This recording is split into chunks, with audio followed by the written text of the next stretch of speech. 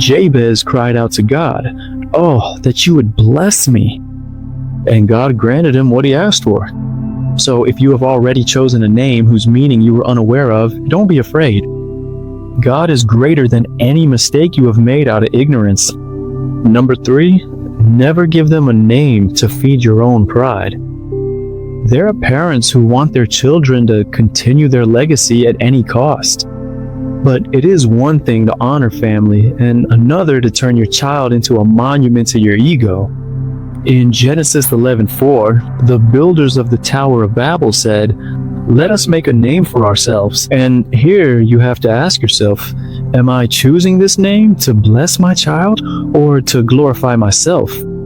Your child was not born to fulfill your dreams or to become which you could never be. If you are going to honor a family member with their name, do it out of love, not to place on their shoulders a mission that God never gave them.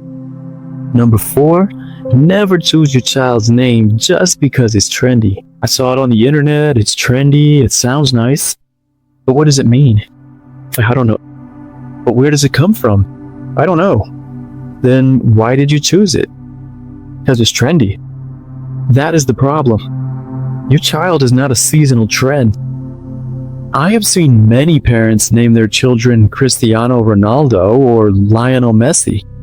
They do it without thinking. In Isaiah 43:1, it says, "I have called you by name. You are mine." Before deciding, ask what it means, where it comes from, what it represents. Do not let a trend decide something that will accompany your child for their entire life. Number 5, never give your child a name that will make them a laughingstock. There are parents who choose ridiculous names simply because they think it's funny. But remember, the parents laugh for a few minutes. The child will have to live with that name for years. Proverbs chapter 22, verse 1 says, "A good name is to be chosen rather than great riches." Your child is not an object to entertain others. Their name should be a blessing, not a joke. Number 6, never choose your child's name without having prayed about that decision. You can research for weeks, ask your family, and look up hundreds of names. But there is one question you can't forget. Have you prayed yet? In Luke chapter 1, verse 13, the angel said to Zechariah, "Your prayer has been heard, and your wife Elizabeth will bear you a son, and you shall call his name John." You don't need to wait for an angel. You can simply say, "Lord, this child is yours. Give me wisdom to choose his name. I don't want to do it just because of trends, pressure, or appearance. I want to make this decision before you." Because many times we ask everyone, but we forget to ask God. Number 7, never give them a name to glorify that which you know God condemns. This point might be uncomfortable. Some parents look for names because they represent rebellion, sensuality, revenge, or characters they admire, even if what they represent contradicts their faith. And someone might say, Israel, but it's just a name. Yes, it is a name, but ask yourself, what am I celebrating behind that name?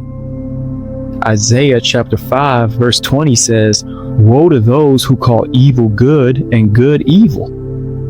I am not saying that a person is a sinner because their name has an origin they were unaware of, nor that a name magically controls their destiny.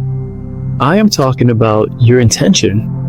If you deliberately choose a name because it represents something that contradicts your faith, why do you want that reference to remain in your child's identity?